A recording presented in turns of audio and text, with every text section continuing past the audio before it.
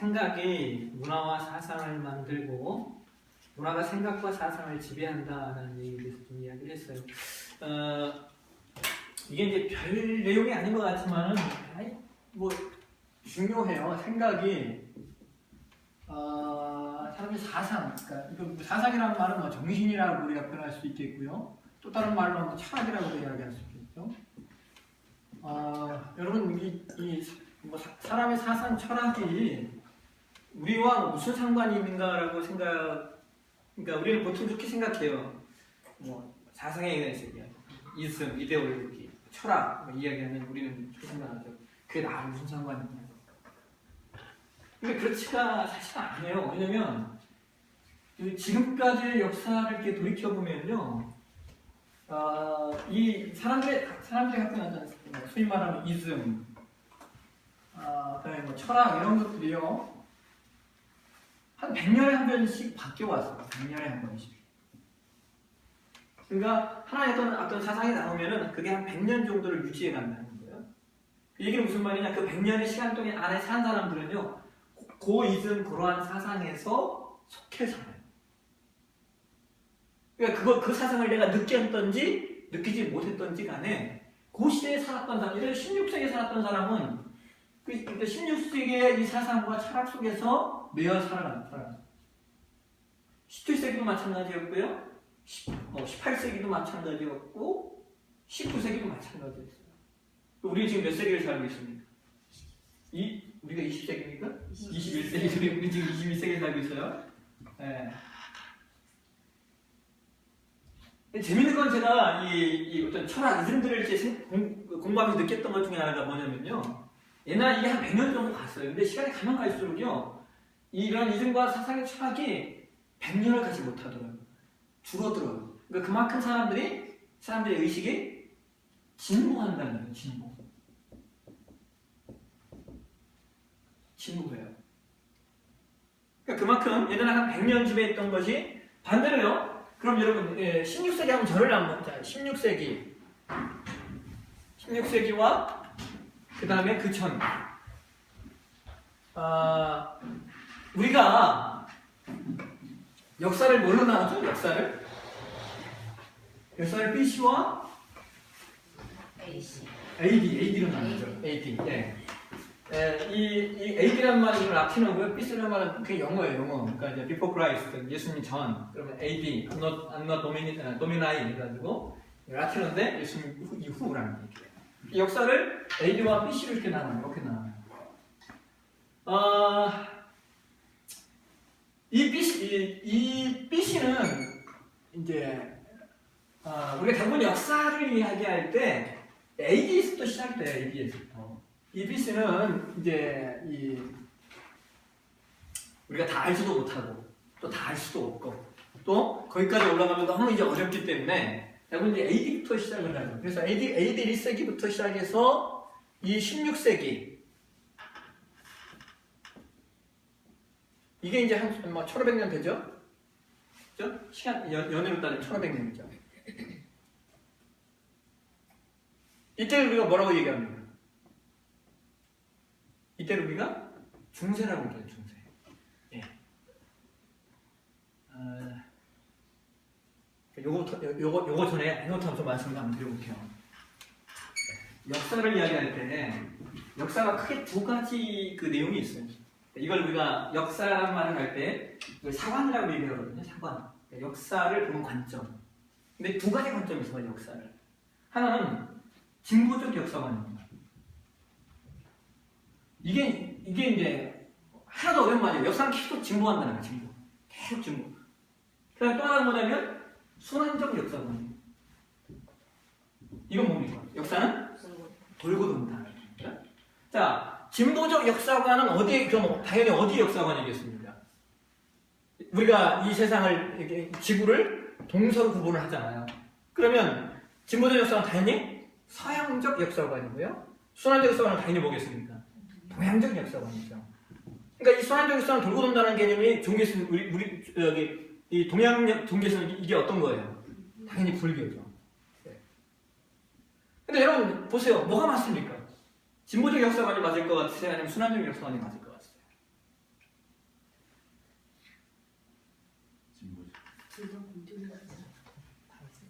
예, 예. 왜 그러냐면요. 그죠? 잘 생각해보면요. 이 시간이라고 하는 게 늘 역사는 시간을 얘기해요. 시간. 그죠? 시간 참 중요했습니다. 역사는 계속 진보해 왔다라고 하는 거예요. 그죠? 그 동시에 여러분 저와 여러분이 살아가고 있는 삶을 한번 보세요. 저녁이죠? 내일 뭐가 와요? 아침이 오죠? 그럼 점심이 올 거예요? 그죠? 또 저녁이 오겠죠. 그럼 또 뭐가 와요? 아침이 오죠. 요 개념 속에서 보면 뭐가 맞습니까? 순환적 역사가 아니면. 그죠? 또 1년 하나 봅시다. 1년 또 보십시오. 봄, 여름, 가을, 겨울. 또 다른 게 있습니까? 또 다시 봄으로 가잖아요. 이 개념에서 보면 이거 순환적 역사. 그러니까 이 둘이 사실 역사관 관점 안에서 보면 이 둘이 공존을 해요. 공존을 하는데 그러나 역사가 그러니까 이것은 어떤 계절이나 시간의 개념이라고 하면 이것은 이제 이 진보적 역사관 같은 경우에는 어떤 철학이나 그죠? 사상에 관한 문제로 이렇게 이야기를 합니다. 그래서 기본적으로 우리가 역사관을 이야기할 때는 뭘 갖고 얘기하냐면요, 이걸 갖고 이야기를 해요. 왜냐면 이 순환적 역사관이라고 하는 건 뭐 할 얘기가 역사 안에서 할 얘기가 별로 없는 거예요. 돌고 도는 거니까. 근데 그럼에도 불구하고 이 순환적 역사관이 뭔가 하나 있다라고 생각되는 것 중에 하나가 뭐냐면 이런 거예요. 여러분 보세요.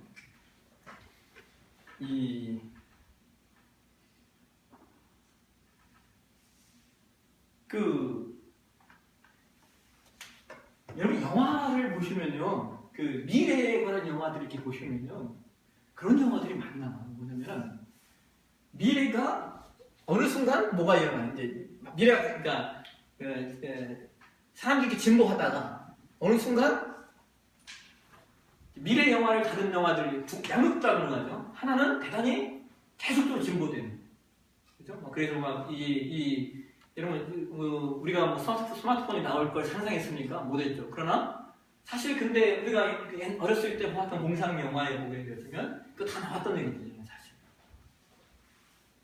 영화 안 보셨습니까? 공상 영화? 미래를 다루는 영화들 보면요, 미래를 다뤘던 그 영화들이, 그 영화의 내용들이 지금 우리 시대에 거의 이루어지고 있다. 예를 들어 사람이 운전하지 않고 차가 알아서 운전하는 거, 이거 앞으로 한 20년, 30년 내에 만들어집니다. 차가 지가 스스로 운전하는 거. 이미 나왔어요. 네. 근데 이게 우리가 한 몇십 년 전만 해도 그런 내용이 나오면 상상할 수 없는 내용이잖아요. 근데 이제 20년, 30년 되면 실제로 사람이 운전하고 차가 운전하는. 요즘 이제 그 차가 파킹해 주는 것까지 나왔어요. 차가 파킹을 해요. 여성들을 위해서. 가격이 비싸서 우리가 못 사는 것뿐이지. 네. 근데 또 미래를 이야기하는 영화 중에 또 하나 어떤 영화들이냐면요, 퇴보에 대해서 얘기하는 영화들이 있어요. 좋은 거네요. 퇴보. 역사가 하나씩 진보만 할 거냐? 아니라는 거예요. 뭐 한다? 퇴보할 수 있다. 이 퇴보의 내용은 뭡니까? 왜 퇴보하겠어? 새로운 걸 만들면 진보죠. 네. 새로운 걸 못 만들어서 퇴보한다? 그렇죠. 그거예요. 이런 겁니다. 천재지변이나 아니면 당연히 나와야 되거든요. 전쟁이죠, 전쟁. 이것으로 말미암아 쌍글이 무너져. 예를 들어 지금 네팔 같은 경우를 한번 보십시오. 천재지변이 일어났잖아요. 다시 시작해야 돼, 처음부터. 그러니까 그런 개념에서 보게 되면 이게 순환적이 어떤 면에서 맞는 거예요. 그럼 어쨌든 그럼에도 불구하고 우리가 역사를 얘기할 때 기본적으로 보는 관점이 진보적 역사. 진보적 사관을 가지고 우리는 모든 걸 다 이야기한다는 거죠. 그래서 1세기부터 16세까지, 1500년까지는요, 이게 이제 그냥 말 그대로 중세였고, 그리고 이제 하나 여러분이 전제하셔야 할 게 뭐냐면요, 아까 진보적 역사관에 이게 어디서 나온 거라고 얘기했어요? 서양 사람 있잖아요. 그래서 우리가 역사를 이야기할 때 모르겠습니다. 다시 한번 세상이 바뀌어서 네? 동양의 개념을 가지고 얘기할 수 있는 세상이 올지는 제가 모르겠습니다. 근데 제가 요즘 학교에서 서양을 배우고 있잖아요. 근데 제가 우리 가르치는 그 교수가 그런 얘기를 하더라고요. 이분은 이제 조금 우리나라에서 사회학자는 뭐 하여튼 목사님인데 뭐 초창기 사회학을 가르쳤던 종교사를 특별히 가르쳤던 분인데 그분은 그렇게 보더라고요. 저는 그렇게 봤어요. 저는 순환의 개념을 봤거든요. 예를 들어 여러분 교회도 마찬가지예요. 교회도 이분이 아까 이 사역에서 무슨 얘기를 하냐면 지금은 성령의 시대예요. 성령의 시대. 세계 많은 교회들이요 다 성령 운동하는 교회들이 성장을 합니다. 이건 뭐 미국뿐만 아니라요 남미도 마찬가지고요. 특히 아프리카는 더 그럴 거예요. 근데 한번 여러분 이 내용을 오늘 우리에게 한번 적용시켜 보십시오. 우리 한국 교회. 한국 교회는 성령 운동의 시대가 지나왔어요. 언제 있습니까? 70년대? 80년대? 했죠? 아까 모르세요? 예, 여의도 성공교회가 했던 운동이 이게 70, 80년대 성령 운동의 내용이었어요. 그래가지고 여의도 성공교회가 지금 세계 7대 교회가 되어 있잖아요. 70만 원 모인다고. 그럼 세계에 이제 찾아볼 수 없는 단일교회 한 교회가 70만, 근데 좀 거짓말이죠. 많이 모여야 한 40만 모일까? 한 40만 모일까? 여러분 70만을 모이니 그걸 언제 구입을 하셨습니까? 다 세웠겠습니까? 개념이 안 되는 거예요. 그러니까 어쨌든 뭐 30만 된다고 하는데 그래서 우리는 이거에 대해서 70, 80년대 다 했단 말이에요. 사실은 성령운동, 성령운동이라고 하는 걸. 그래서 우리는 뭘 넘어왔습니까? 성령운동을 지나와서 지금 7, 80년을 지나면서 뭘 넘어왔습니까? 말씀운동의 시대로 우리가 넘어와 있어요. 우리 한국은. 예? 그래서 어떤 운동들이 많이 일어났습니까? 훈련. 그죠? 제자훈련. 이 시대에서 넘어와 있는 거예요. 이 성령운동의 시대는 7, 80년대 우리가 했고, 이게 다가 아니구나라는 걸 이제 깨닫게 되면서, 이제 말씀운동으로 가야 된다. 그래서 지금 우리는 말씀운동의 시대에 와 있어요. 그럼 그 다음 또 뭐로 갈까? 제가 보는 관점에서는 뭐냐면요. 여러분, 다시 성령운동으로 갈 겁니다. 왜 그러냐면요. 이 성령운동이라고 하는 거는요. 사람이 갖고 있는 이성과 감성 중에 어느 영역에 속합니까? 감성에 속하죠. 말씀운동은 어디에 속해요? 이성에 속하죠. 근데 이 사람의 이성과 감성은요. 사실 다 충족이 돼야 되거든요. 예. 어느 하나만 갖고 되지 않는다는 거예요. 그러나 이 두 개를 완벽하게 조화시키는 게 사실은 쉽지 않아요. 여러분 어떻게 이성과 감정이 완벽하게 조화되겠습니까? 이게 쉽지 않거든요. 그래서 시대성을 탄다라고 하는 거예요. 7, 80년대에 뭘 했어요? 성령운동을 하다가 이게 다가 아니구나 해서 우리가 말씀으로 넘어왔단 말이에요. 근데 제가 보는 관점에서는 이게 다시 저는 이제 성령운동의 시대로 가지 않을까 했는데 아까 제가 얘기를 하는데 아까 그 교수님은 아니라는 거예요.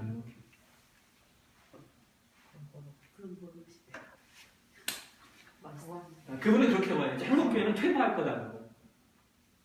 어디처럼? 유럽처럼. 퇴보할 거다. 비관적으로 많이 보는 거죠. 여러분 유럽 교회 그러니까 왜 그러냐? 이 말씀운동의 이성의 시대로 이성이 발달되면요 유럽화돼요. 유럽화. 그래서 그분은 이제 저는 이제 다시 성령운동 시대로 가지 않겠냐라고 봤는데 그분은 이제 아니라고 보더라고요. 그래서 그럼 대안이 뭐냐라고 얘기했을 땐 대안은 그분이 뭐 아니다라고 얘기하면서 대안을 뭘로 내요? 이걸로 가야 된다는 거예요. 아니라고 얘기하면서 그러니까 자기도 헷갈리는 거예요. 이분도 우리가 유럽화할 거다라고 얘기하고 있지만은 자신이 최근에 쓴 책이 성령운동하는 교회들에 관해서 책을 썼어요. 자신이 책을 썼어요. 그럼 그러고 다시 가야 되는 거 아니에요? 자기도 그 교수님도 헷갈리는 거예요. 어쨌든 저는 그렇게 봐요. 말씀운동 하다가 그러니까 이런 개념에서 보게 되면 이것도 역시 뭐라는 거예요? 순환이죠. 순환. 여러분 이게 경제가 돌아가는데 두 가지 내용이 있어야 됩니다. 경제가 돌아가려면 어떤 내용이 있어야 될 것 같아요? 네? 자본. 그러니까 자본은 경제의 한 내용이죠.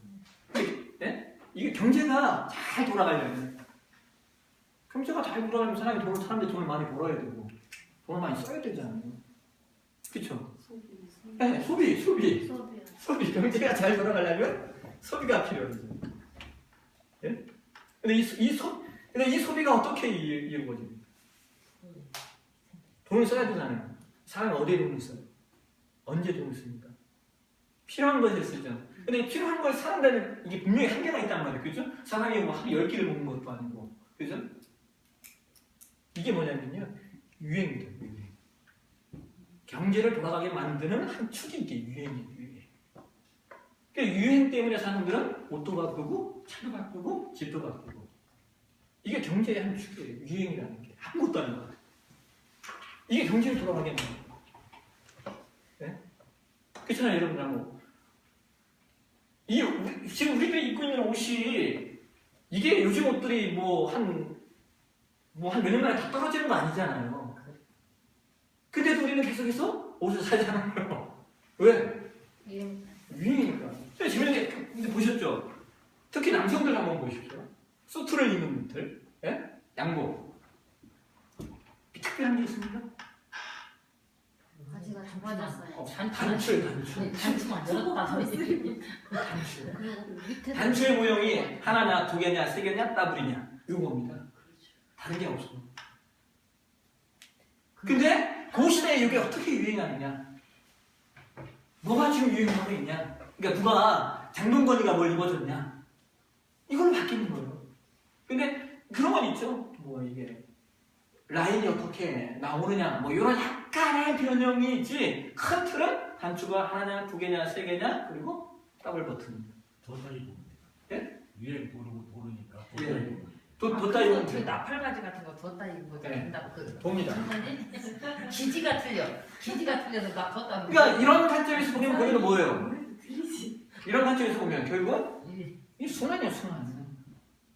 새로운 게 아무것도 없다라고 하는 거예요. 먹는 것도 지금 시래기도 주고 하잖아요. 옛날에 시래기 한 잔 다 주고 했는데. 예.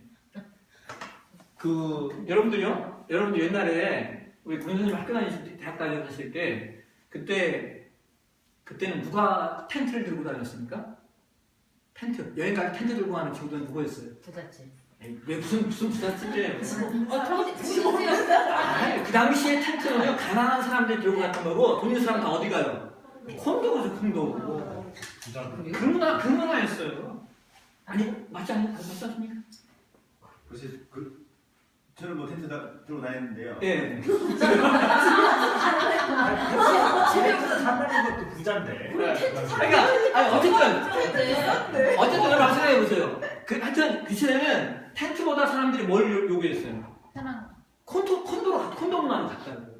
그래서 그 시대 속에서 콘도가 막 쓰여진 거예요. 근데 지금 사람들이 콘도 안 갑니다. 다 텐트로 가졌어요. 왜? 체험해야 된다. 어떻게? 이것도 역시요. 돌고 순환대. 그러니까 사람들의 삶의 방식에 있어서는요, 사실 큰 게 없어요. 돌고 돌아요. 경제 축이 또 하나, 아까 얘기죠? 하나가 소비였고, 그러니까 유행이었고, 또 하나는 뭔 것입니까? 경제를 돌아가게 하는 방법 중에 하나가 전쟁입니다, 전쟁. 없어져야 다시 만나. 없어져야 다시 만나. 이게 이제 역사 안에서 왔던 내용이에요. 이런 거죠. 전쟁이 금방 일어날 것 같아. 전쟁은 한시도 안 일어나는 거죠. 계속 일어나고 있어요. 이런 개념이죠. 뭐냐면,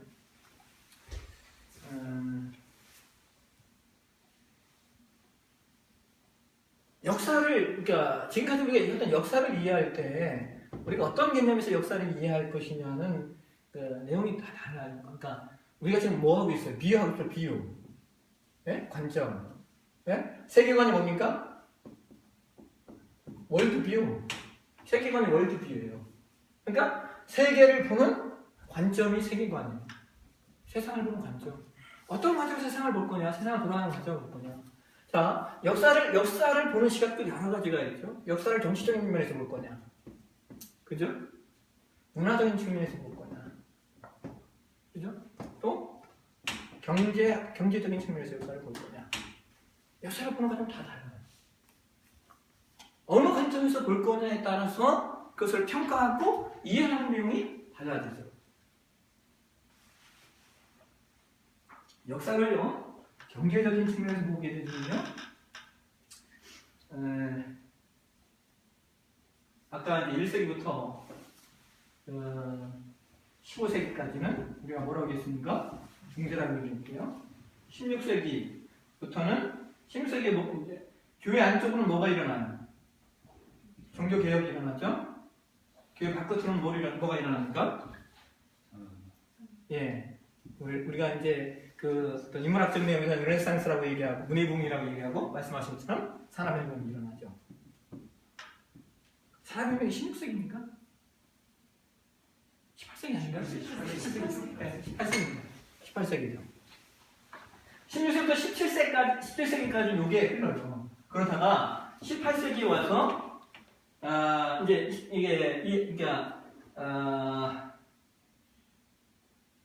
일반 사회학적으로서는 르네상스가 이게 뭐로 가냐면 계몽주의 운동으로 가죠. 인간의 의식을 계몽하자. 이때 뭐가 일어납니까? 18세기 유명한 사건이 서양사에서 프랑스 대혁명이 일어나요. 이 프랑스 대혁명이 왜 중요하냐면은 그 전까지만 해도 뭐가 존재했습니까? 나라에 왕이 있었단 말이에요. 왕. 네? 근데 국민들이 왕을 처단하는 거예요. 그래서 프랑스 혁명 되고 나서 뭐가 나중에 단두대. 아니 국민들이 찾아가서 왕과 왕과 일가들을 끌어다가 단두대에 목을 쳤다니까요.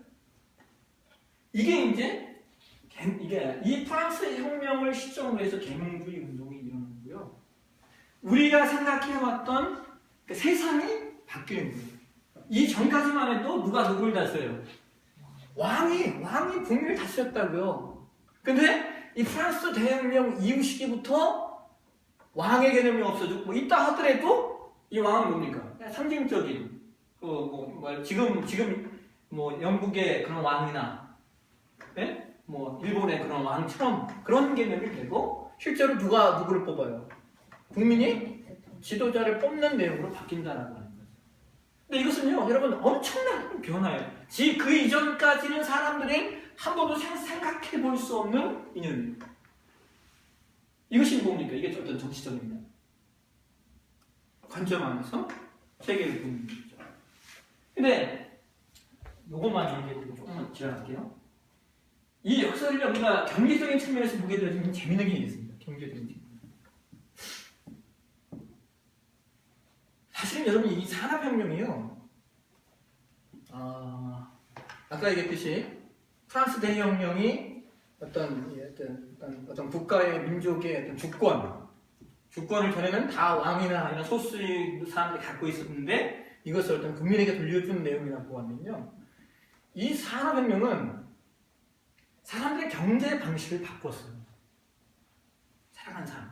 옛날엔 그랬죠. 옛날엔 내가 혼자 일해서 혼자 먹으면 됐고요.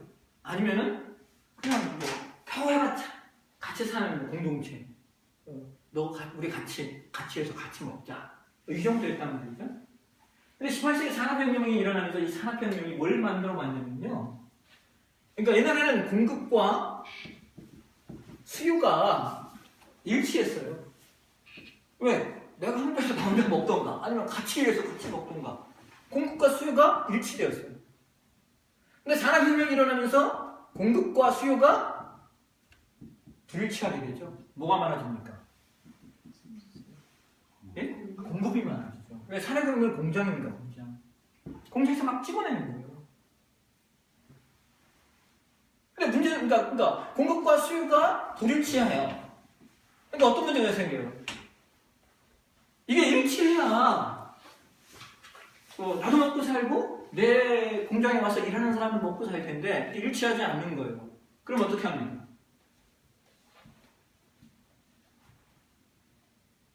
수요가 그러니까 이게 불일치하면 돈을 못 벌잖아요. 네. 돈을 못 버니까 사장 입장에서는 어떻게 해요? 사장, 오너 입장에서는. 네? 인원 감축이죠. 아니면 축소가 됩니다. 이런 문제가 생기는 거예요. 가장 1차적으로는요, 인원 감축이 아니죠. 월급을 줄이죠, 월급을 줄이든가 아니면 일을 더 많이 시키든가. 이런 개념이겠죠. 그러다가 안 되면 그것도 안 되면 인원 감축을 하게 되겠죠. 근데 전에는 이제 아무 문제가 없었어요. 이렇게 해도. 근데 이제 이 노동자들이 의식이 깨지잖아요. 깨지면서 뭘 합니까? 노조를 형성하고 이제 하는 거죠.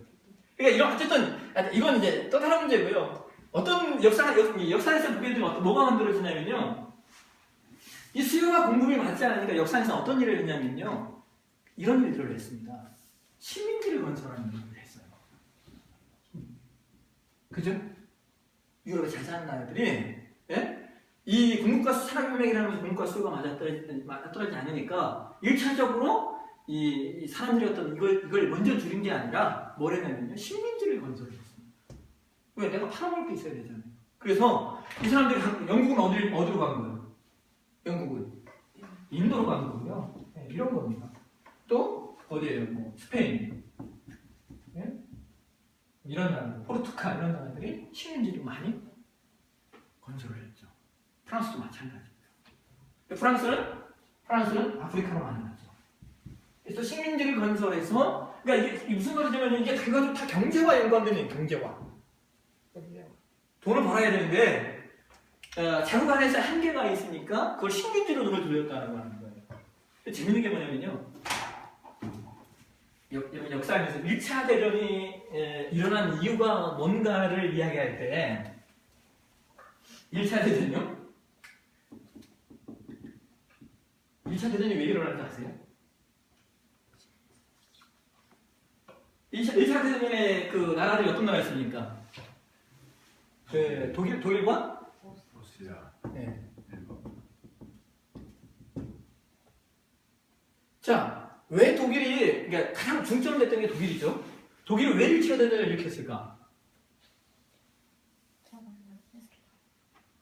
이게 독일이 이게 1차 대전을 일으킨 이유는 간단해요. 뭐냐면 독일이요 유럽 사회에서 봉건 제도가 가장 늦게 무너졌습니다. 프랑스나 영국은 빨리 무너졌고요. 독일이 늦게 무너졌어요. 그러다 보니까 무슨 얘기예요? 산업혁명이 상대적으로 다른 나라들보다 독일이 늦게 들어왔고 동시에 그러다 보니까 다른 나라는 이미 이 산업혁명의 영향을 가지고 다른 나라는 이미 식민지를 개척을 했는데 독일은 이 식민지 개척이 늦어요. 그러니까 해보니까 이제 눈 뜨고 이제 우리도 경제를 돌리기 위해서 식민지를 개척을 해야 되는데 눈 떠보니까 이미 영국, 프랑스, 뭐 스페인이나 다 해보이는 거예요. 이탈리아는. 그러니까 그 속에서 사실 독일이 식민지를 개척하는 한 방으로서 사실 이루어졌던 게 그러니까 사실 뭐 독일과 오스트리아는 그 명분은 무슨 뭐 왕인가가 어느 러시아에 갔다가 살해를 당해요. 그게 명분이 되었지만 실제적으로 경제 문제죠. 그게 1차 대전을 일으켜요. 근데 어떻게 됩니까? 독일이 졌잖아요. 그럼 2차 대전이 일어나는 이유는 뭔지 아세요? 2차 대전? 이런 상상해 보세요. 독일이 여러분 그 독일이라는 나라가요. 물론 세계에서 철학이 가장 발달된 나라 가운데 하나입니다. 철학, 사람들 의식이 있으면요 상당히 높습니다. 독일 자체가. 근데 상상해보세요. 그렇게 수준 높은 어떤 철학, 문학, 뭐 이런 것들이 음악, 뭐 깊은 나라가 우리가 상상할 수는 어떻게 2차 대전을 일으켰냐라고 하는 거예요. 네? 이 수준 높은 나라가 어떻게 히틀러의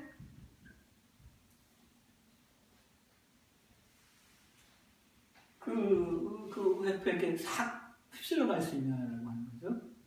그 시대적 관점이에요. 뭐냐면 이런 겁니다. 독일이 1차 대전에 패방하고 나서요. 이 영국과 프랑스 주변 나라들이 독일한테 전쟁 보상금을 물려요. 니네 때문에 우리가 이렇게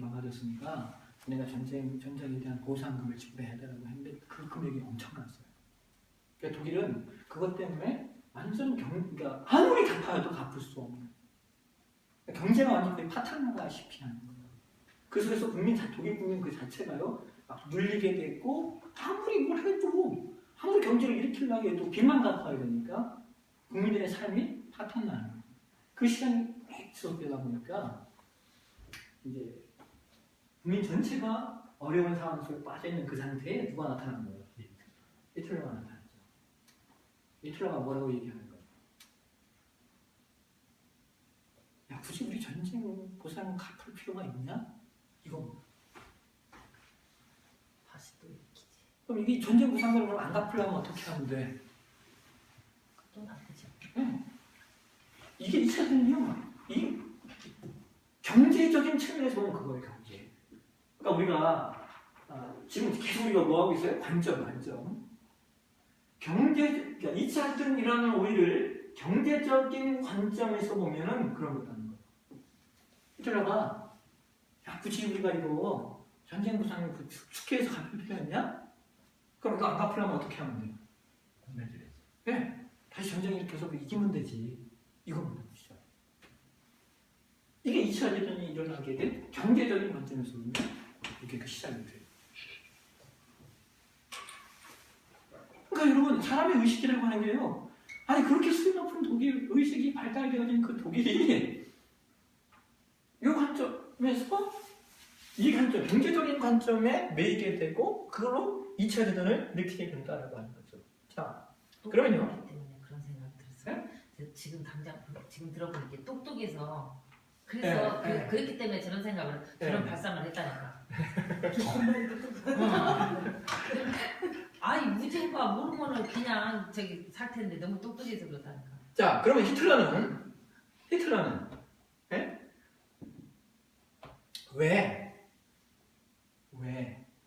왜 유태인들을 그렇게 많이 죽였을까요? 명분. 어떤 명분? 전쟁을 일으켜야 되는데 네. 그거에 대한 명분으로 네. 하여튼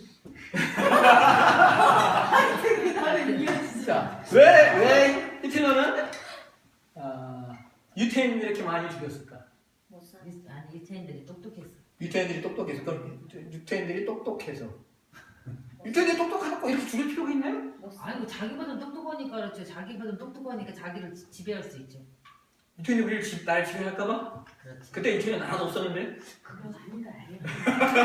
일본이 낫네 명분. 이거 어떤 명분이에요? 어떤 명분? 그러니까 전쟁을 지금 일으켰어야 되잖아요. 네. 그러려면 국민들을 동조를 시켜야 돼요. 네. 전쟁을 왜 일으켜야만 하는지에 대해서. 네. 그러니까 이걸 어떻게 그래서 하여튼 수동식이 나 같은데.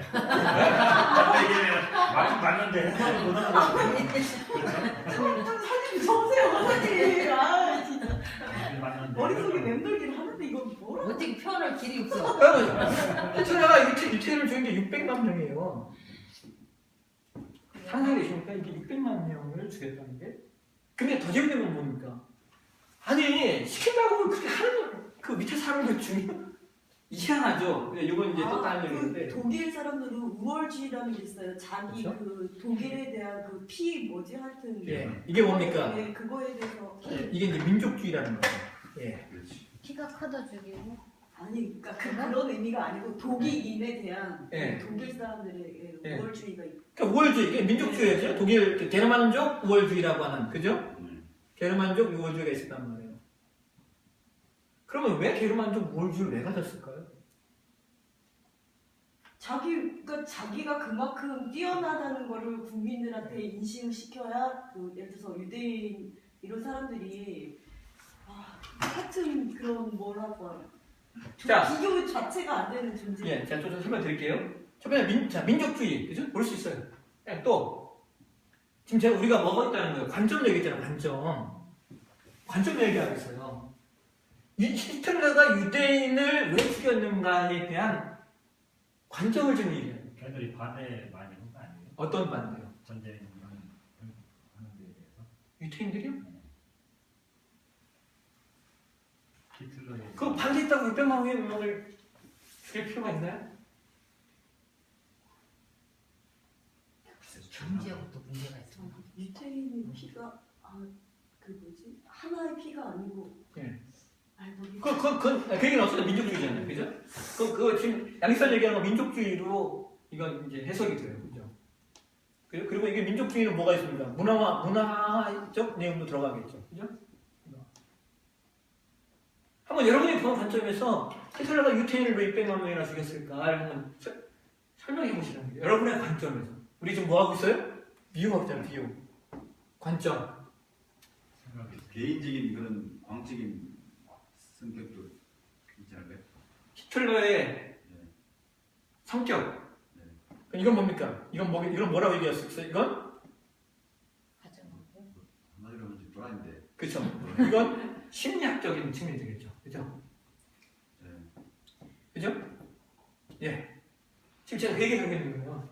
그러니까, 그죠? 여기는 아까 민족주의죠. 그죠? 문화적 얘기를 했고요. 심리학적인. 또, 뭐가 있겠습니까?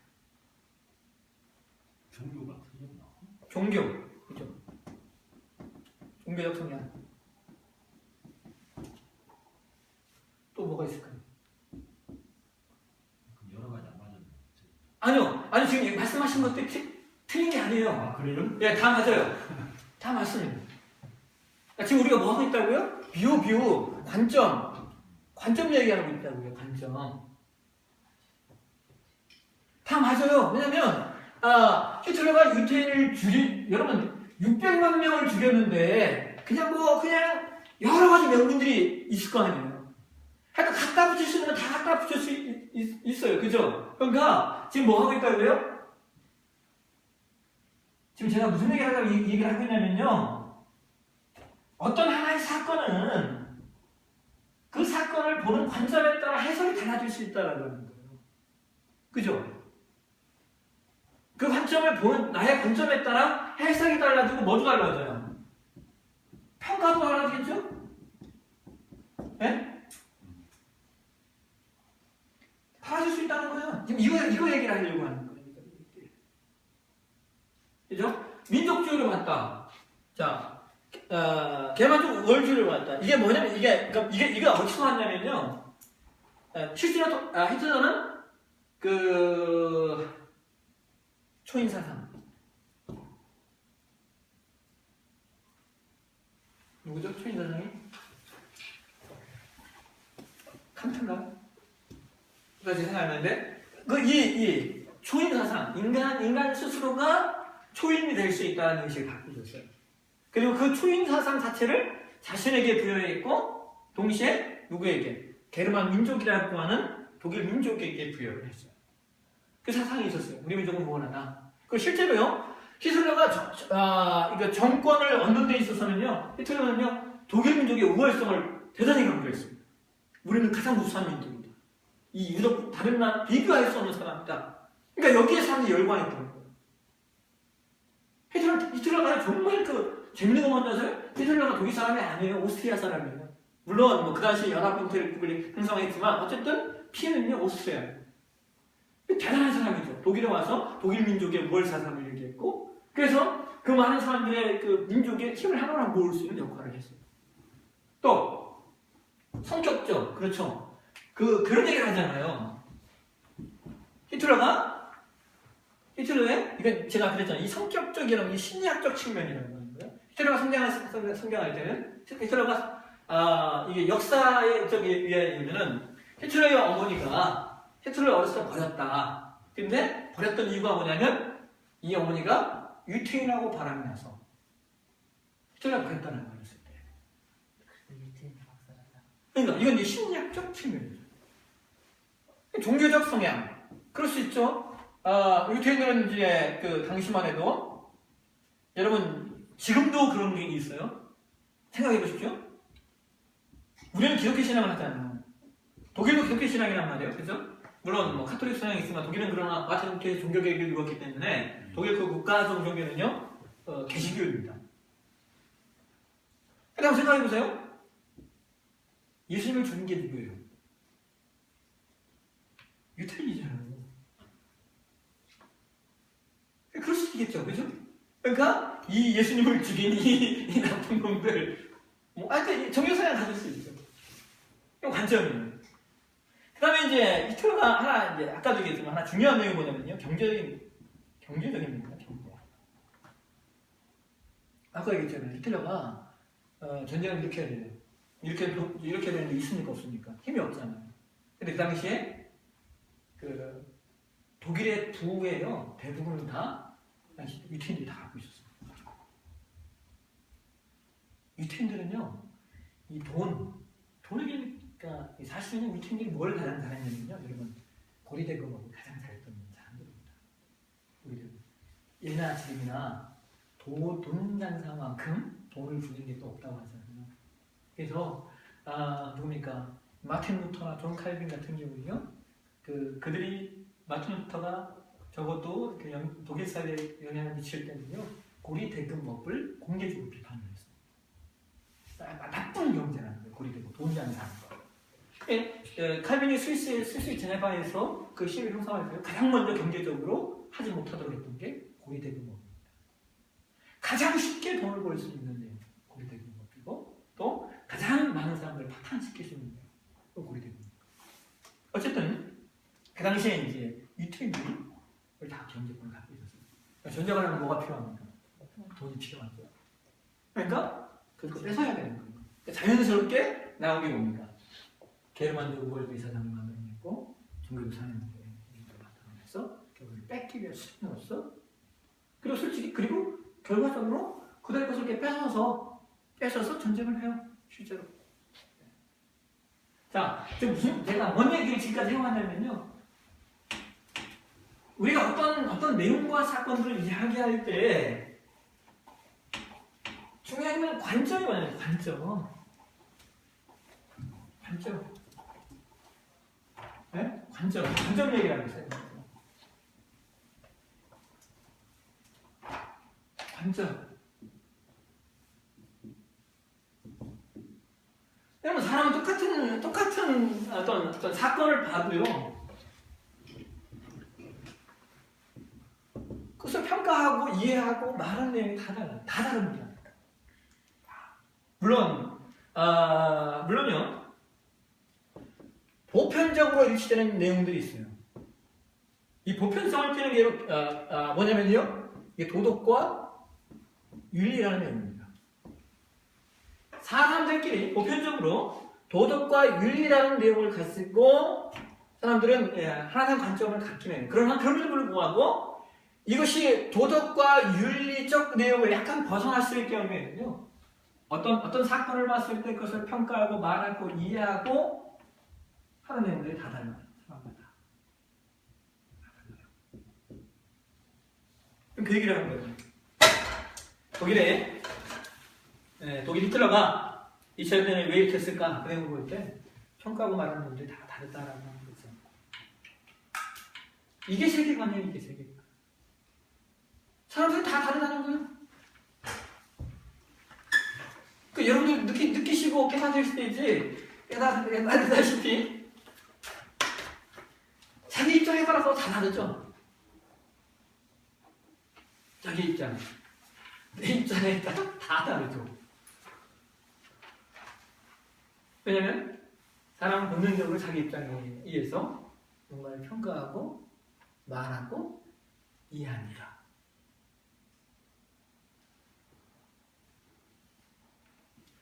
그래서 세상 모든 세계관에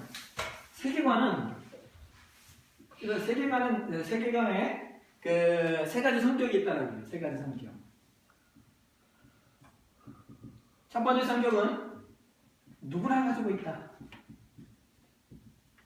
누구나 가지고 있어요. 세계관이 없는 사람은 없어요. 여러분들이 말이 세계관 그러니까 어려워서 그렇지 세계관을 안 갖고 있는 사람은 없다는 게 누구나 가지고 있어요. 또 두 번째 세계관은요.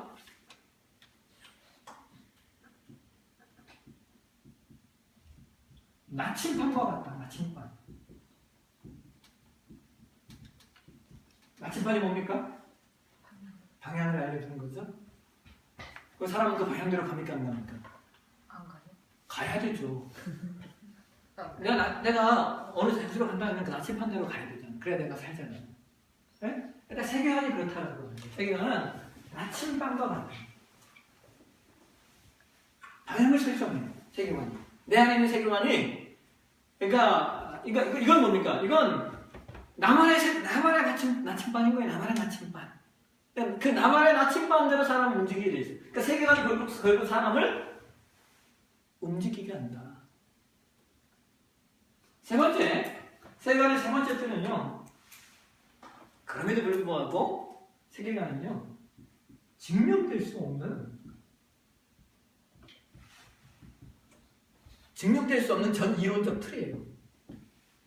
이게 무슨 말이냐면, 말이 좀 어렵죠? 어느 한 사람의 세계관을요, 여러분 참 죄송하지만요, 같이 살아도요, 내가 이 사람 세계관을 다 몰라. 부부인데, 내 안의 세계관을 내가 다 몰라요. 이 사람도 마찬가지예요. 내 세계관을 다 몰라요. 부부인데도. 그래서 이것은요, 전 이론, 그러니까 하나의 틀이 있어요. 틀. 근데 증명될 수는 없어요. 이 사람의 세계관을 내가 다 설명할 수가 없다니까요? 그것이 뭐 심리학적이든 철학적이든 당연히 뭐 설명하기가 힘들어요. 그래서 이게 세계관이 갖고 있는 세 가지 성격이에요. 그래서 여러분 프란시스 쉐이퍼라고 하는 분이 이런 얘기를 해요. 쉐이퍼.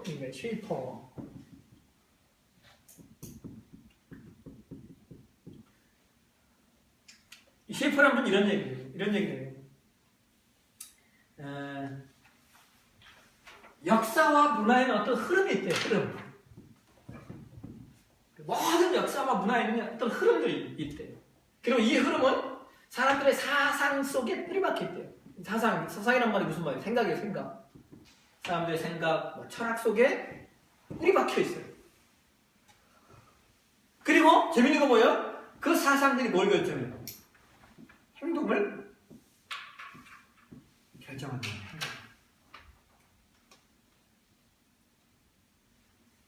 그래서 이러한 그 사상과 이러한 사상이 사람들의 행동을 결정하는데, 문제는 똑같은 행동이라도, 여러분 보세요. 우리 흔히 얘기하죠. 칼을 아내가 들고 있으면 요리하는 칼이 되고, 그죠? 칼을 군인이 들고 있으면 이거 뭡니까? 무기가 되잖아요. 똑같다는 거예요. 어떤 사상을 갖고 있느냐, 어떤 생각을 갖고 있느냐, 이게 뭘 지배한다? 행동을 지배한다. 똑같은 칼이라도요, 여러분, 예를 들어, 예술 이런 거죠. 끌.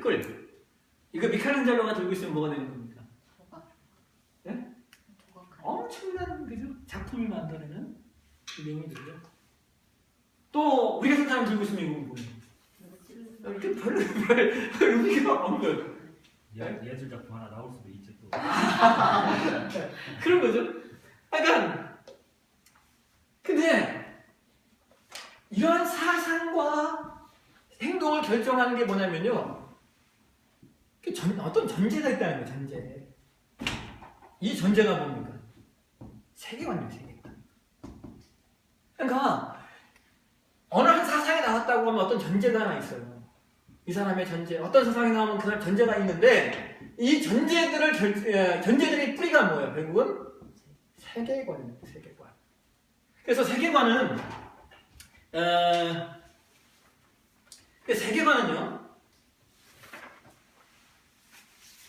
그래서 세계관을 사람들은 뭐라고 얘기하냐면, 세계관은 안경과 같다. 안경.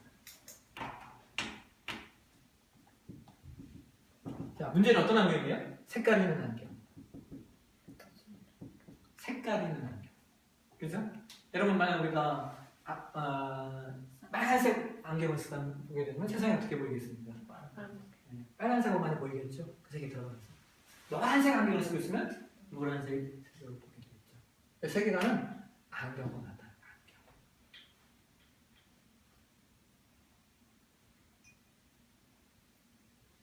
자, 그래서 이 안경을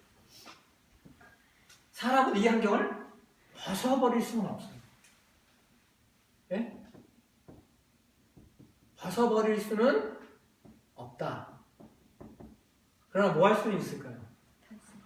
예? 탈세 바꿀 수 있는. 바꿀 수는 있다. 바꿀 수 있다. 이것 때문에 사실은 우리가요, 지금 이 공부, 세계관 공부를 해야 하는 거예요. 벗어버릴 수는 없어요. 왜냐면 아까 얘기했죠. 어떤 전 이론적 틀이에요.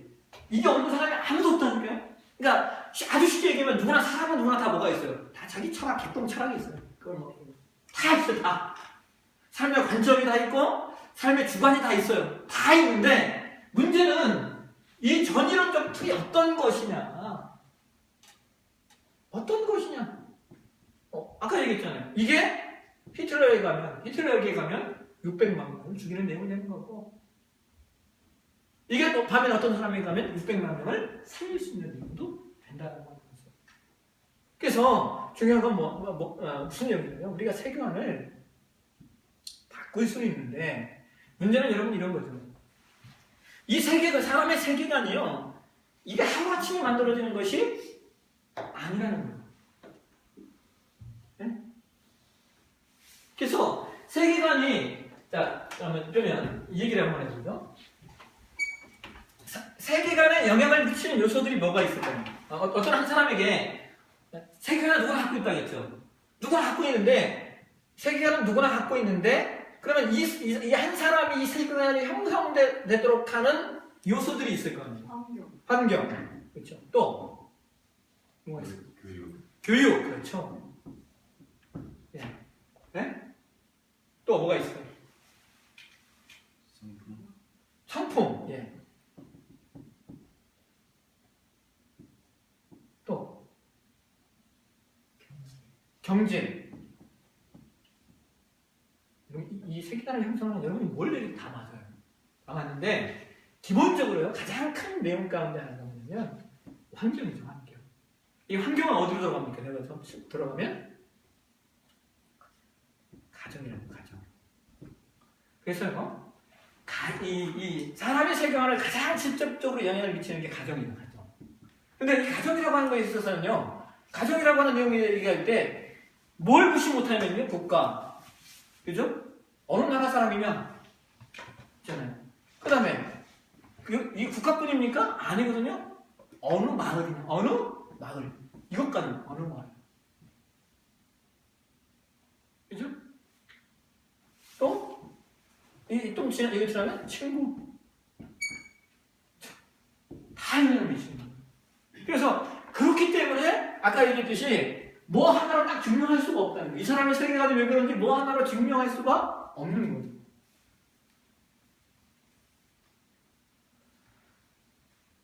그래서 우리가 세계관을 할 때 가장 이제 이 내용이 너무나 많기 때문에 가장 기초로 삼는 내용이 뭐냐면요, 가정입니다.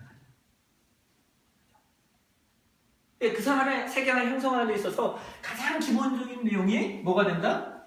가정이 된다는 거예요. 가정. 자, 근데 이 가정을 이야기할 때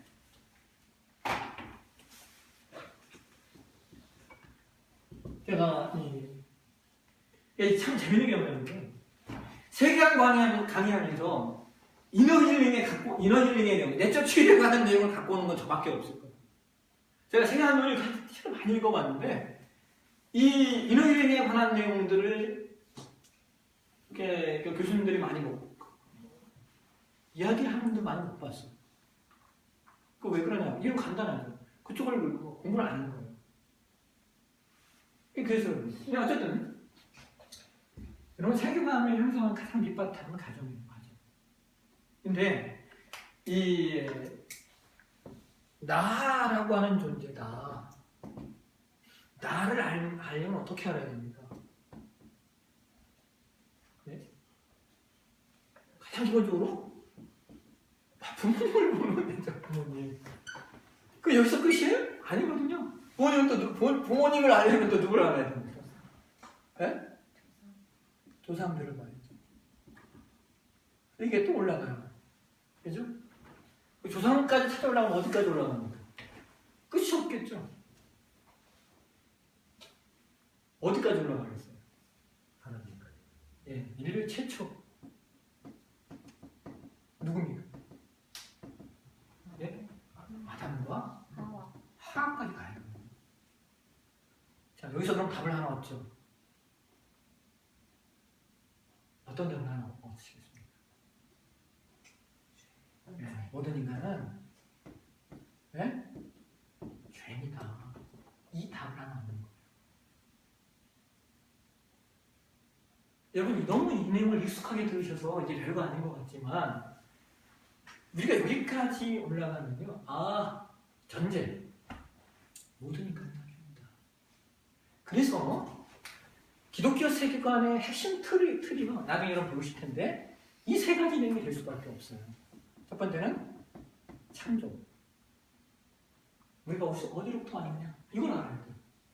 그죠?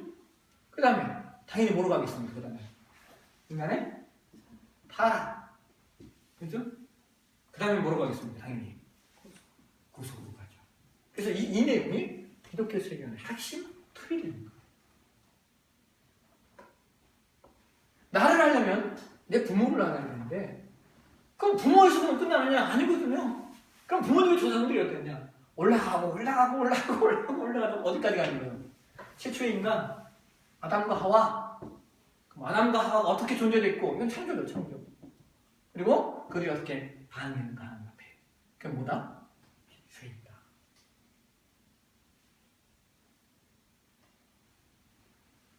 이게 이제 기독교 세계의 핵심이 되는 거예요. 그래서 여러분 이 위의 내용은 제가 앞으로도 계속 얘기를 할 건데요. 여기만 조금 얘기하고 마치도록 할게요.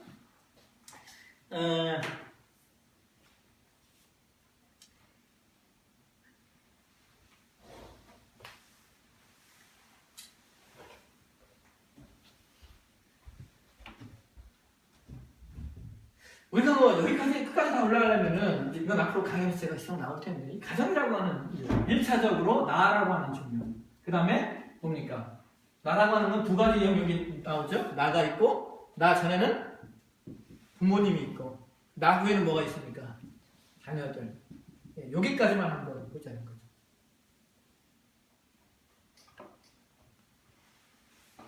그러니까 나라고 하는 내용을 볼 때 내가 가장 일차적으로 내 세계관을 형성하는 가장 그 밑바탕이 우리 가정인데 내가 어떤 가정에서 성장했는가를 내가 생각해 봐야 된다는 거예요. 내가. 그래서 가정이라고 하는 건 기본적으로 두 가지 성향의 가정이 있어요. 이것을 하나는 순기능적 가정이라고 얘기하고요. 또 하나는 역기능적 가정이라고 얘기합니다. 역기능적 가정.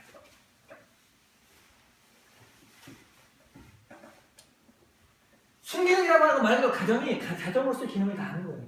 기본적으로 가정으로서의. 역기능이라고 하는 것은요, 가정으로서 기본적으로 가정으로서의 기능을 하지 못했던 걸 우리가 역기능적 가정이라고 이야기합니다. 그래서 내가 부모에게 어떤 영향을 받았는가? 그런데 여러분,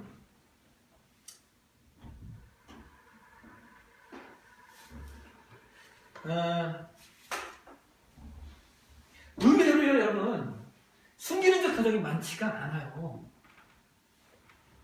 여러분 그 국제시장 영화를 보셨습니까? 국제시장? 못 봤습니다. 네. 저는 어제 봤습니다. 근데 그 영화에서 느꼈던 게 뭐냐면요, 그 주인공이 대단히 고집세고 고집센 분이잖아요. 고집세고 자녀들이 그러잖아요. 아버지 말도 안 통한다고 그런 얘기 하잖아요. 근데 그럼 우리는 그 영화를 보면서 느꼈잖아요. 그 사람을 살아온 삶의 내용을 다 보니까 그 사람을 어떻게 해야 합니까? 이해하게 됐죠. 그죠? 그 사람 하나만 볼 때는 이 사람 뭐예요? 대단히 뭐예요? 고집세고 누구 말도 안 듣고 또 자기 주도적이고 말도 함부로 하고 그죠? 그런 분인데 그 사람이 살아온 삶의 전 과정을 그 영화에서 쫙 보여주는 거예요. 그거 보여준 거예요. 사람의 삶을 가지고. 그 시대에는 그럴 수밖에 없었다고 우리가 이해하잖아요. 그죠? 그 시대. 그 시대에 그럴 수밖에 없는 거예요. 왜? 먹고 살려니까 뭐 독일의 광부로 가야 되고, 예? 또 월남전에 참여해야 되고. 그 시대의 상황. 그걸 다 이렇게 파노라마를 펼쳐놓고 보니까 이 사람이 지금 왜 이렇게 살 수밖에 없는가? 왜 이렇게 고집이 세고 또 이렇게 할 수밖에 없는 성품이 성향이 이럴 수밖에 없냐를 이해하는 거예요. 펼쳐놓고 보니까. 근데 대부분 우리는 그 사람을 펼쳐놓고 봅니까? 펼쳐놓고 보지 않아요. 그렇게 안 보죠. 그 한 현상만 보잖아요. 현상만. 그래서 우리가 나를 이해할 때는요, 이게 필요해요. 펼쳐놓고 보는 게 필요해요. 펼쳐놓고 보는 게. 나를 위해서. 나를 이해하려면 가장 먼저 이해해야 될 게 뭐예요? 내 부모죠, 부모.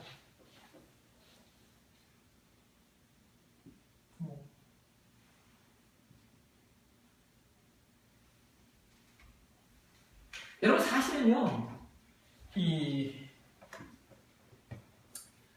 제가 인어이랑 레소시를 하다 보면요, 우리 교회에서는 안 해요, 않는데, 제가 지난번에도 한번 내부 강사를 모시다가 했는데, 솔직히 얘기하면 제 마음에 안 들었어요. 그래서 내가 할까 하는 마음도 있어요, 인어이는.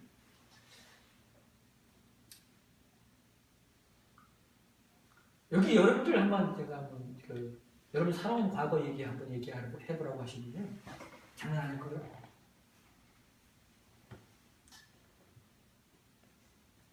인어힐링이 내적 치유가요, 뭔지 아십니까? 결과적으로 나의 지나간 삶을 돌아보는 거예요. 나의 지나간 삶에 어떤 상처가 있었고, 어떤 아픔이 있었고, 또 어떤 죄들이 있었는가, 이걸 돌아보는 게 인어힐링이에요. 근데 여러분, 이 아픔과 이 상처와 아픔과 죄들을 내 입을 통해 얘기한다는 그 자체가 기적이죠. 기적입니다. 왜? 나만 알아야 될 게 있거든요.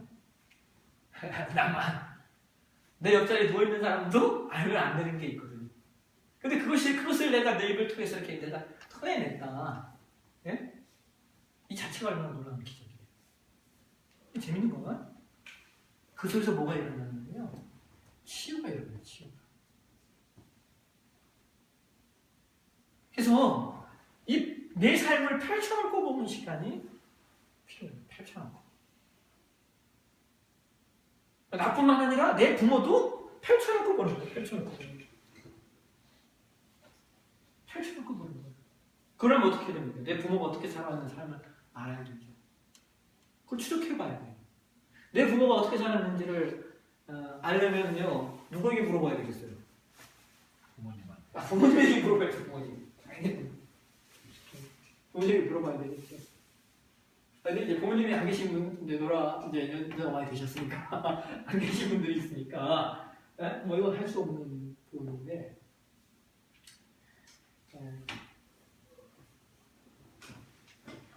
우리 부모가 왜 그렇게 내 삶 가운데 그렇게 반응했는가를 이해하는 건 내가 있는 거야.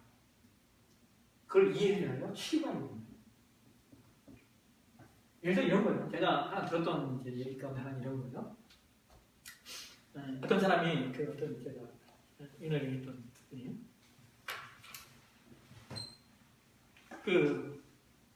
자기 아버지가 맨날 바람을 피는 거예요.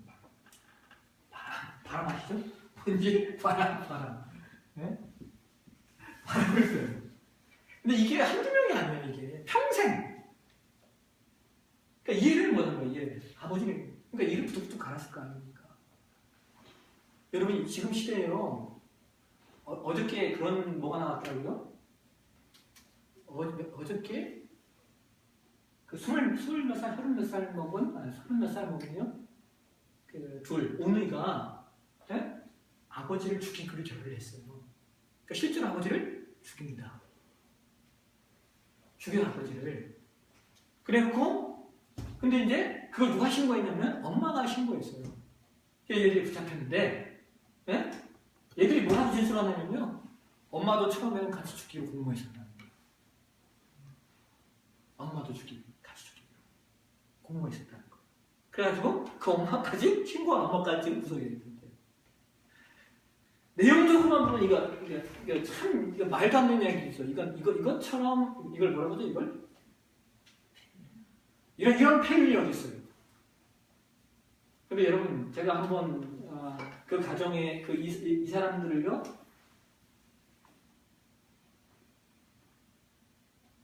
한번 조사해 볼까요? 이들이 왜 그 지경까지 가는지. 그죠? 이건 분명한 폐륜이에요. 폐륜 맞죠? 맞는데 그들이 왜 거기까지 가는가를 조사해 보면요, 그들도 분명히 할 얘기는 있어요. 할 얘기는 있다는 거예요. 이해되시죠? 이게 어떤 얘기인지. 그러니까 나타난 현상만 가지고 그래서 평가할 수는 없다. 물론 폐륜이에요. 말도 안 되는 얘기 있어. 예? 근데 그러면 그들이 왜 그런 지경에까지 이렇게 되냐? 아까 자녀들이 뭘 모르는 거예요? 부모가 살아온 삶을 몰랐다는 거예요. 부모가 왜 그렇게 아버지가 분명히 아버지가 속된 말로 그 아내와 자녀들은 평생 힘들게 했을 겁니다. 안 봐도 화내. 평생 힘들게 했어요. 예? 그러니까 일을 갈고부터 가야 된다. 예? 최근에 나온 내용이 있잖아요. 어느 여인이 지금 아버지를 죽여가지고 정신력을 받았단 말이에요. 근데 사람들이 그 여인의 그걸 지금 운동을 하고 있어요. 그 뭐라고 하죠? 분명 운동을 하고 있어요. 근데 그 여인이 살아온 삶의 놈을 쫙 펼쳐놓고 보니까 아버지가 성폭행하고 아버지가 맨날 말하고 아버지가 맨날 때리고 이게 이 여인의 평생의 삶이라는 거예요. 그 여인이 뭐라고 해요? 어머니 살리려고 죽였다. 안 그랬으면 우리 어머니가 이 아버지에게 죽었을 거라는 거예요. 어머니 살리려고. 그 사람들이 분명운동을 일으키고 있어요. 그러니까 이게 가족 안에 숨어지면 상처죠. 근데 저는 어디까지 가야 되냐? 그 아내와 딸들 이 사람이 살아온 삶을 이해했다고 하게 되어지면 물론 그게 정당화되지는 않아요. 정당화되지는 않지만 이 사람이 살아온 삶을 이해했다면 얼마나 좋았을까? 거기까지 가지는 않지 않았을까라는 생각이죠. 이런 거예요. 아까 제가 얘기했죠. 맨날 평생 바람을 피우는 거예요. 그러니까 자녀들이 얼마나 힘들겠어요. 평생 바람을 피우고 이를 부덕부덕 가지고 살았을 거 아니에요. 네? 근데 아버지를 본 거죠. 아버지가 왜 그렇게 평생 아내가 있음에도 불구하고 여자가 필요했고 평생 여러 집 살림을 해야만 됐을까를 찾아가 올라가 보니까 이 아버지가 형제들 중에 막내로 자라났는데요.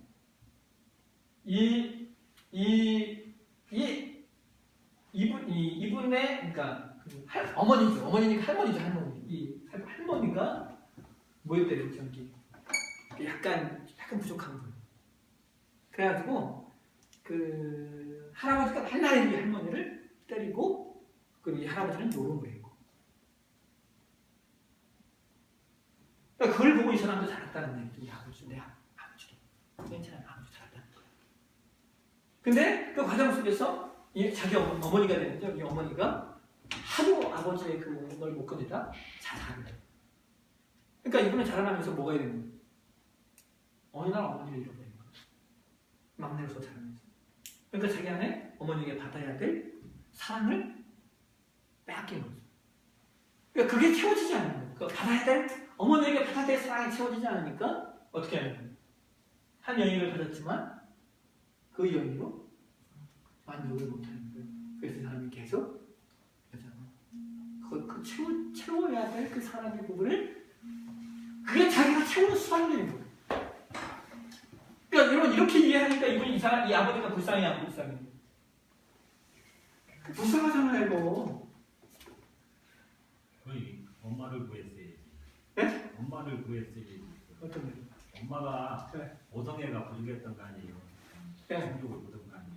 네. 엄마 같은 분을 찾았어야 되는 거 아니에요. 그러니까 그죠? 그랬어야 되는데 이분의 의식 안에는 그런 의식이 없어. 그게 그렇게 발휘가 되지 않아.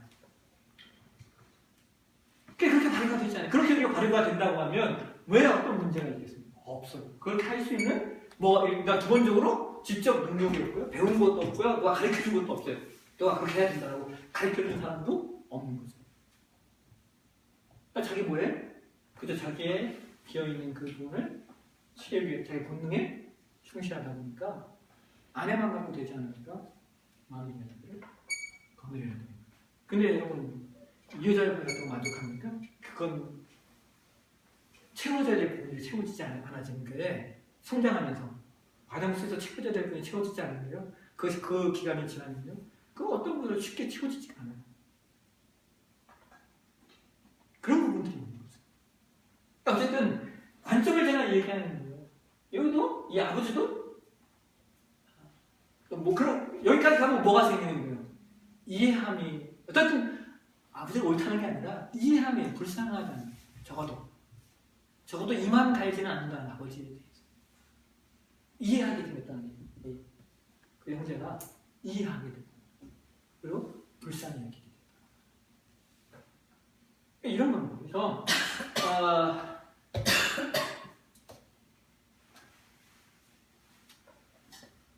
자, 오늘의 결론을 좀 내겠습니다. 오늘 제가 무슨 얘기를 하려고 하는 거냐, 계속 이렇게 해왔는 거냐면요. 여러분, 아까 그 얘기 있잖아요. 세계관은 뭐다? 안경이다. 근데 그 안경을 완전히 벗어버릴 수는 없지만, 안경을 바꿀 수는 있다. 그렇죠? 바꿀 수는 있다는 거예요. 우리가 기독교 세계관을, 이 논의를 지금 하는 이유는 바로 그거예요. 그걸 좀 바꿔보자. 어떻게? 네? 어떻게 바꿔보자? 잘. 여러분, 제가 이제 요즘에 그 설교하면서도 그런 얘기 하잖아요.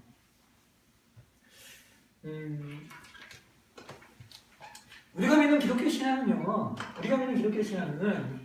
우리는 그동안 기독교 신앙을 어떻게 접해왔냐면요, 많은 경우 한국교회가, 물론 이제 우리 교회는 좀, 이제 제가 이런 부분에 대해 설교를 오랫동안 했기 때문에, 여러분들의 생각도 이제 어느 정도 많이 바뀌었을 거예요. 근데, 우리가 형성해왔던 기독교 신앙이 대부분 어디에 멈춰 있냐면요. 이 신앙이라는 것을 통해 내가 무엇을 얻을까 해 있어요. 근데 여러분, 이 얻을까가 없으면 그러니까 나쁜 겁니까? 그건 아니에요. 반드시 얻어야 돼요. 그죠? 기독교 신앙을 통해 뭔가를 우리가 얻어야 된다고요. 그거 맞죠? 맞죠? 얻어야 된다고요. 근데 이 무엇을 얻을까에 관한 내용이 대부분 우리는 어디에 그동안 한국 교회와 목사님들이 가르쳤던 내용은 어디에 멈춰 있냐면요, 물질에 포커스가 맞춰 있어요.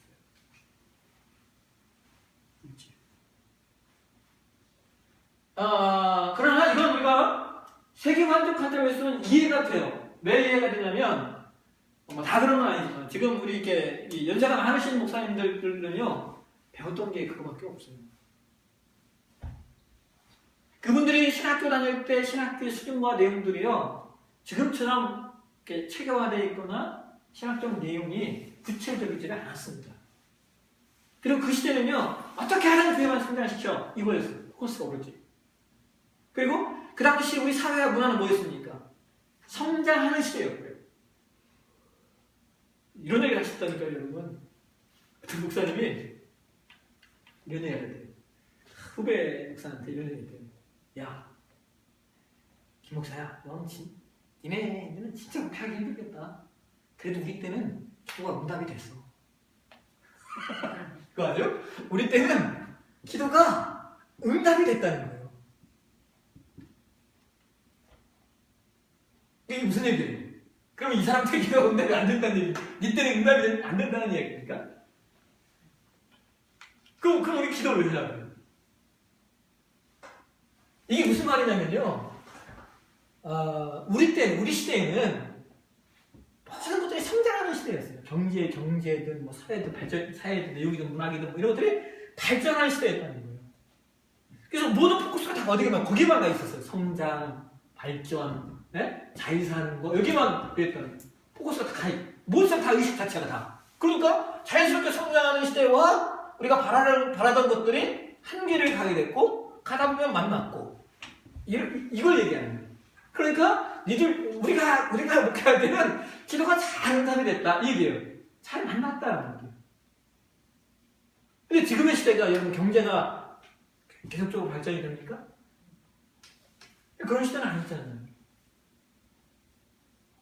그럼 반대로 얘기해서 옛날처럼 개천에서 용나는 시대입니까? 이것도 아니거든요. 그런 측면을 이야기하는 거예요. 그러니까 무슨 말이냐면 우리가 신앙의 내용을 가지고 이제 더 이상 우리 시대가 단순히 이 물질이라고 하는 것, 복이라고 하는 것, 물론 이게 없는 게 아니에요. 근데 이 복이라고 하는 것 관점. 복이라는 기준을, 예? 복이라는 내용을 어디에 줄 거냐? 이거예요.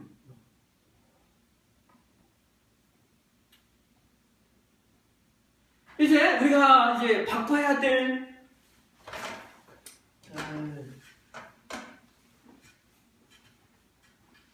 우리 생각적 안경이 뭐냐면 이 얘기예요. 우리는 그동안 여전히 신앙을 하면서도 세상적 안경을 쓰고 있었어요. 여전히 신앙을 하고 있지만은 세상적 안경을 쓰고 있다고요. 그래서 우리가 평가하고 말하고 이해하는 것들이 이 세상적인 내용을 여전히 신앙을 하고 있지만 그걸로 모든 관점들을 바라보고 평가해오고 있다. 기독교 세계관을 하는 이유는 뭐예요? 바로 그 관점을 좀 바꿔보자. 뭘로? 성경이 말하는 거예요. 성경이 말하는 거예요. 그걸 지금 이제 우리가 할 겁니다. 그 내용들을 좀 이제 배워갈 거예요. 기독교 신앙의 그 어떤 삶의 내용, 삶의 체계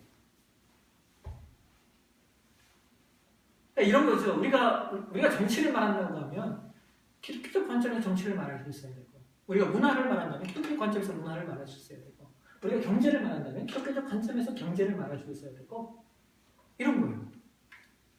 근데 우리 안에는 그런 의식들이 들어와 있지가 않아요.